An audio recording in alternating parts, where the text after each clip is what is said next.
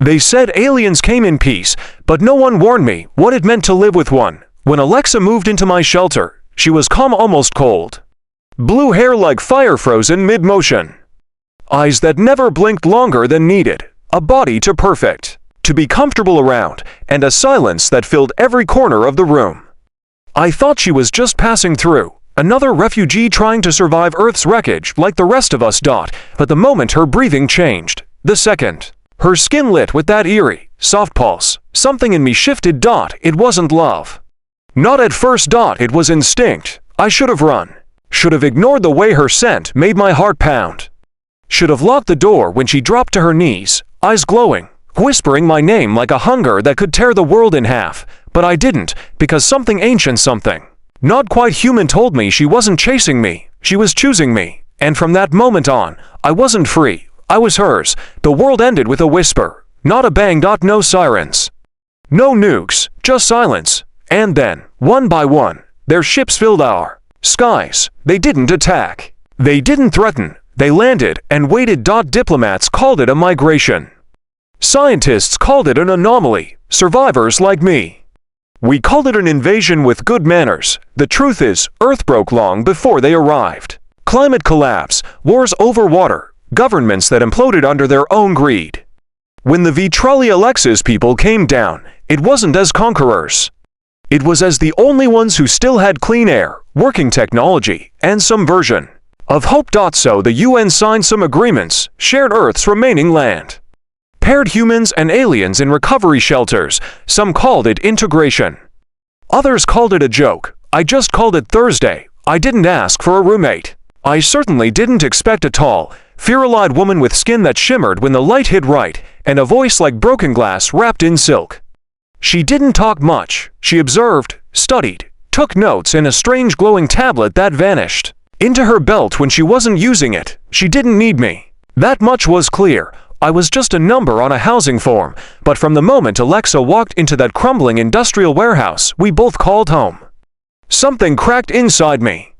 Not desire, not yet. Something older. A curiosity I couldn't shut off. She slept on the floor despite the spare cot. Refused my food, but stared at me when I ate. She moved like a predator stuck in a slow-motion world. And she never ever touched anything without first observing it for hours. I tried to ignore her. Focused on cleaning weapons, organizing salvage, trying to forget that I was one power outage away from starving. But the more I watched her, the more I noticed small things. The way her shoulders trembled at night, the claw marks on her arms, self-inflicted. And how she muttered in her sleep in a language that sounded like morning. Then came the symptoms. At first, I thought she was sick. Her body temperature spiked. She stopped eating. Her skin took on this subtle glow, like moonlight trapped under her veins. And her scent, her scent changed. I tried not to breathe around her. Tried to tell myself it was all in my head, until the night she stumbled into the common room, dropped to her hands and knees, and whispered my name like it was the only word she could still pronounce. Connor. That single breath shattered the rules between us. Her voice was wild, trembling, wrapped in desperation. Not fear, but need. She looked at me like she didn't recognize me. And yet like I was the only one she'd been waiting for. I should have backed away, called the med team, locked the door, and waited it out. But something in me, something deep and old, answered back. I didn't move. I didn't speak, because in that moment, under a collapsing roof and a sky bruised with stormlight, I knew I was no longer alone. I was claimed. And nothing on Earth or beyond could change that now. The day Alexa arrived, I was patching a hole in the ceiling with scraps of aluminum siding and prayer. Rain leaked straight into my sleeping area, soaking blankets and supplies. I'd gone 3 days without a decent meal, and my fuse was one word short of snapping. Then the door creaked open, not knocked, not announced. Just opened. She stepped in without hesitation, blue hair dripping with dust, eyes gleaming like something wild caught under a spotlight. She wasn't tall, but her posture made her seem like she could lift a wall with her spine. Her red uniform clung tight, almost battle-ready, but not standard issue. And her silence, it wasn't shyness, it was calculation. She was reading me like a field manual. I didn't speak right away. I just stared, torn between irritation and something more primal like a hound sensing a lion had entered its den. I asked, "You lost?" She tilted her head slightly, blinking once, slowly. "Alexa, assigned to what?" She turned her wrist and projected a hollow badge directly into the air between us. "Integration Placement Unit. Zone for a human companion." Connor reads, "Duration, indefinite." I stared at my own name glowing in sterile alien script. Hell, I muttered. The Earth Council must have approved the pairing, probably as some diplomatic gesture. A human scavenger with a V-trolley companion. They love sticking headlines like unity and survival on propaganda walls, as if it made a damn difference to the people starving beneath them. Alexa said nothing else. Just walked past me, surveying the space like a soldier checking a perimeter. Her gaze paused on every detail: my bedroll, the hanging lanterns, my pile of scrap radios, even the half-eaten protein bar on the table. But she didn't touch anything. She kept her hands at her sides, fingers twitching subtly. I watched, arms crossed, waiting for her to ask where she'd sleep. She didn't. Instead, she moved to the far corner of the shelter, dropped to the floor cross-legged, and closed her eyes like it was meditation or something even deeper. That night, I pretended not to hear her breathing. Slow, steady, controlled, except when it wasn't. In the moments between waking and sleep, I swore her breath hitched, like something was fighting inside her. Like she wasn't built for rest. The next morning, she was already awake. Or maybe she hadn't slept at all. She stood, barefoot near the rusted-out window, head tilted toward the rising sun like she was drawing energy from it. Her skin shimmered faintly under the light. Not glitter, not sweat, something else entirely. Like her body pulsed in sync with the dawn. I went about my routine, expecting awkwardness, maybe questions. But she never spoke, never moved closer. She simply existed, quiet but heavy in the air, like static before lightning. On the third day, I tried breaking the ice. "You people drink coffee." Alexa looked up, sniffed the steam, then turned away. No reply. Right. The silence started to grate on me. Not because it was empty, but because it was full of things I couldn't understand. The way her gaze lingered on me when she thought I wasn't looking. The way she moved when I left the room as if retracing my footsteps. I once caught her picking up the shirt I'd tossed onto the floor. She held it to her nose for barely a second before folding it perfectly and placing it near my bedroll. Creepy, maybe, but not threatening. There was no malice in her motions. Just precision. Still, I couldn't shake the feeling that I wasn't watching her. I was being studied. One night, as I finished welding the hinge on a broken storage crate, I looked over and found her crouched low in the shadows. Not hiding, just observing. Her arms were wrapped around her knees. Her face was expressionless, but her eyes, they shimmered like storm glass, alert, waiting. "What are you doing?" I asked, voice firmer than intended. "I calibrate." "Calibrate what?" Mia. Alexa's head dipped slightly. "Scent, movement, hormonal discharge, temperature pattern." That answer nearly made me drop the welding torch. What the hell does that mean? It means you're preparing. So am I? I didn't know how to respond. That was the first night. I locked my bedroom door. It didn't matter. She could have broken it if she wanted. The truth was, I was more afraid of what was changing inside me than anything she could do, and it was only just beginning. The nights started getting hotter, and not because of the failing ventilation system. I kept blaming the busted fan, the way summer refused to loosen its grip, or maybe even the stress of having an alien woman silently stalking the same heiress, Emmy. But that wasn't the truth. It was Alexa. By the seventh day, I noticed her clothes clinging tighter. Not from moisture, but from something inside her radiating heat, like she was a reactor with no off switch. Her skin had taken on a glow, not a full light, more like soft pulses beneath her flesh, shimmering at the edges. I would have chalked it up to alien biology, maybe an infection, if it weren't for how she kept watching me. Not casually, not curiously. With intent. Every movement I made, every breath I took, she tracked. Her pupils would dilate when I stepped too close, her head tilted when I removed my shirt. And when I worked shirtless in the heat, I caught her breathing faster, not labored, just deeper, controlled, focused. She wasn't just surviving anymore. She was responding. One night, I pretended to sleep. I left my cot creaking on purpose, rolled over loudly, let out an exaggerated sigh.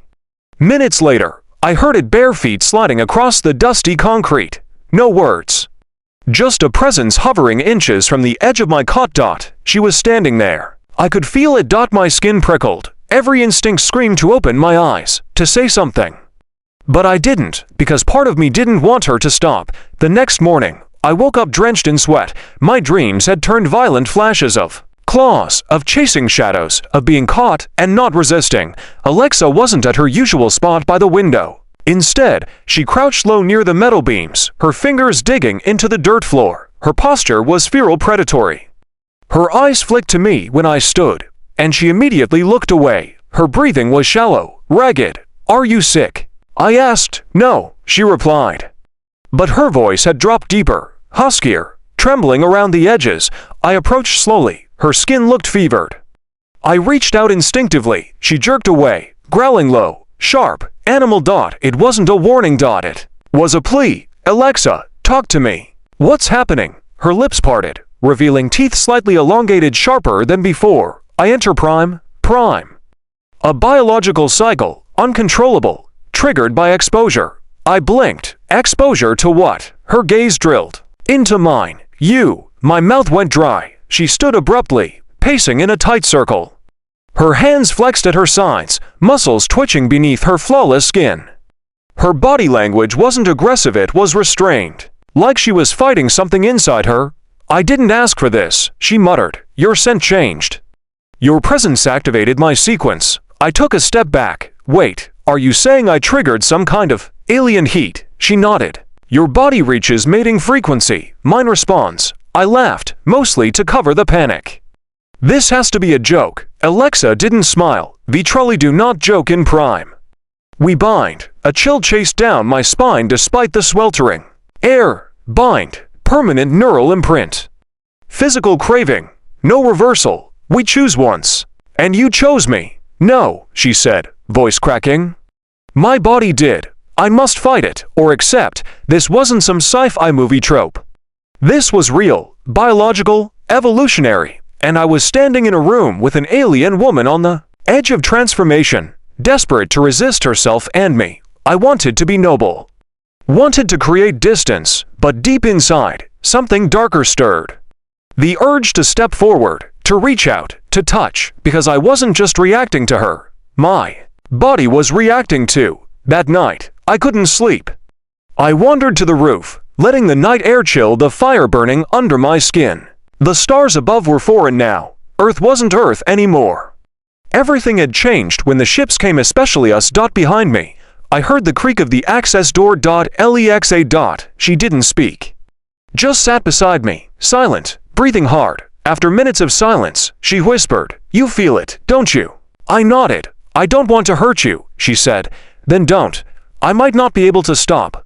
I might not want you to." She turned toward me, pupils blown wide, blue hair cascading down her back like flowing electric wires. Her hand moved toward mine, trembling, and I let her touch me, because deep inside, I finally understood. This wasn't about biology. It was about surrender. The next 24 hours felt like walking a wire across a wildfire. Alexa barely spoke.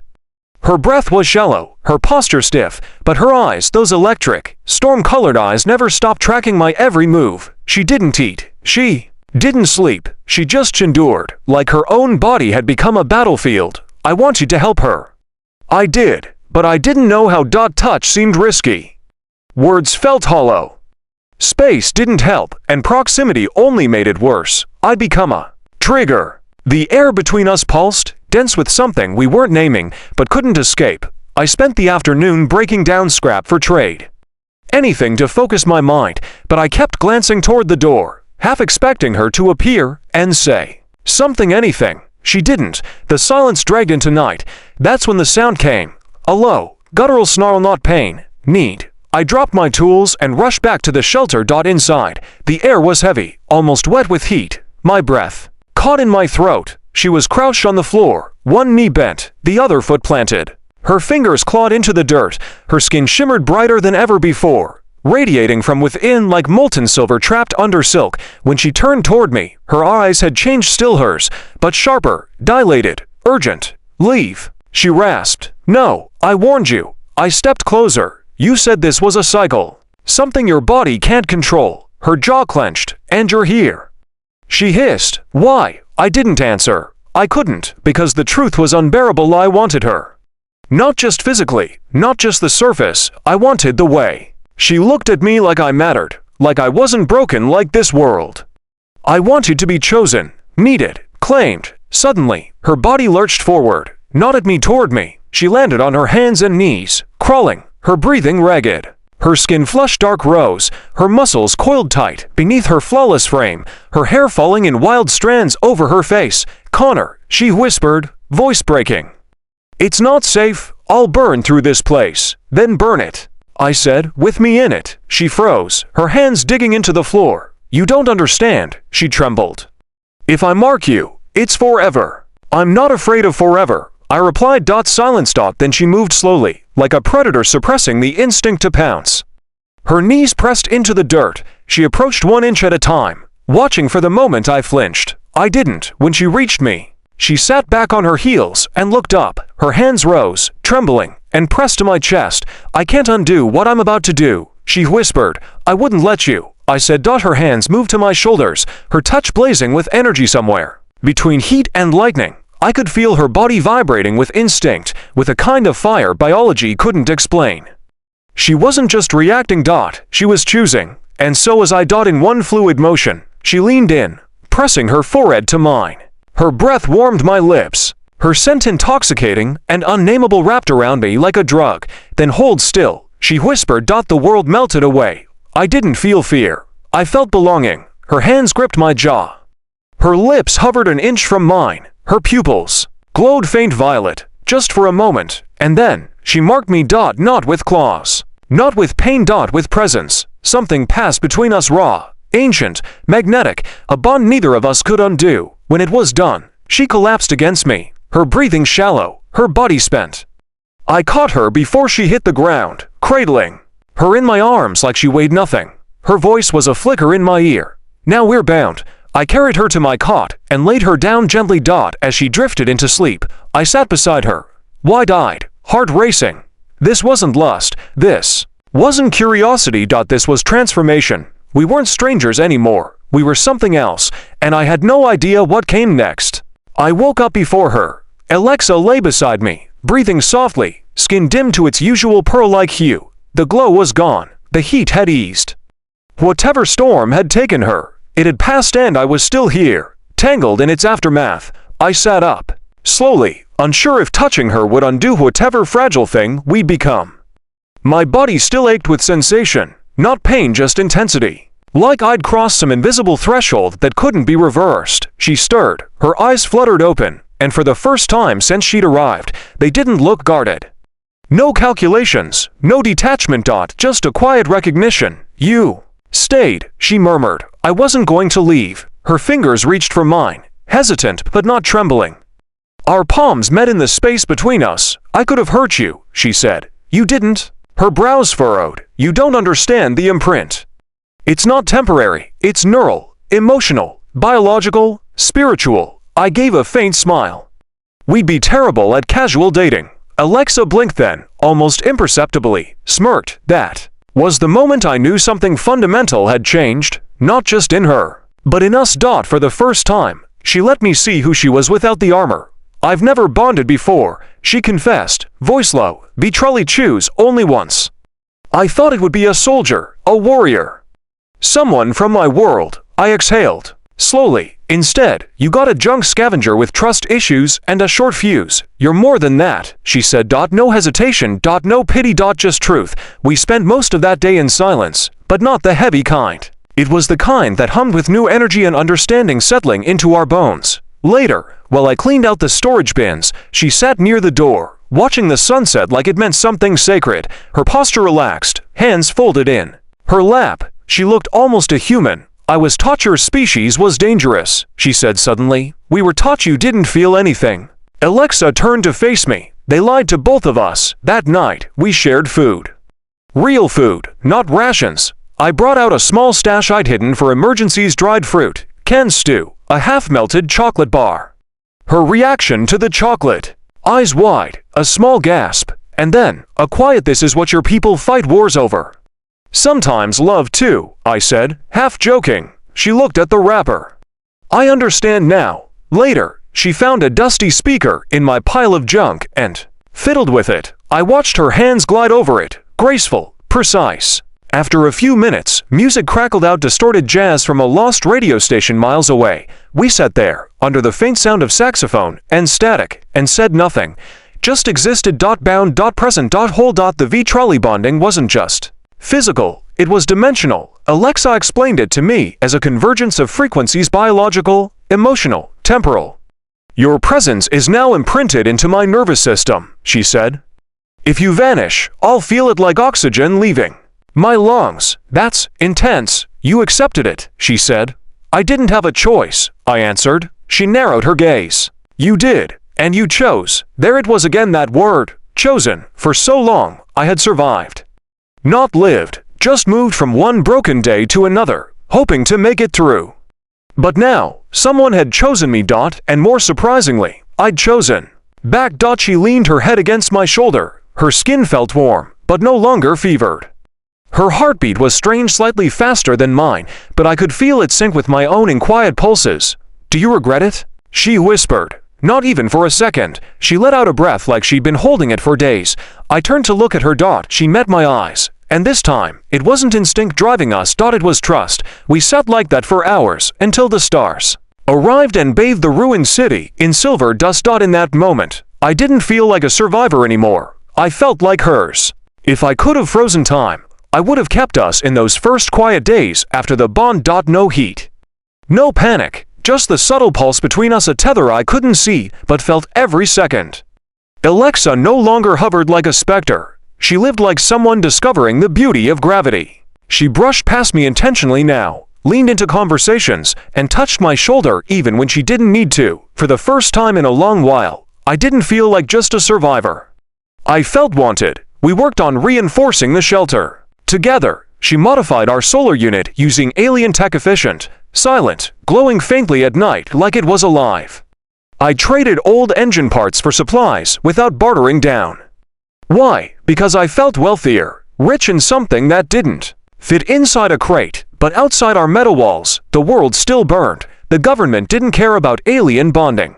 They saw integration as numbers on a spreadsheet, refugees, test subjects, coexistence initiatives, and when human-alien relationships happened outside those protocols, they weren't considered romantic. They were considered violations, which meant Alexa and I weren't just unusual, we were illegal. One morning, we heard the hovercrafts, not overhead, but low, patrolling near Sector 3B, too close.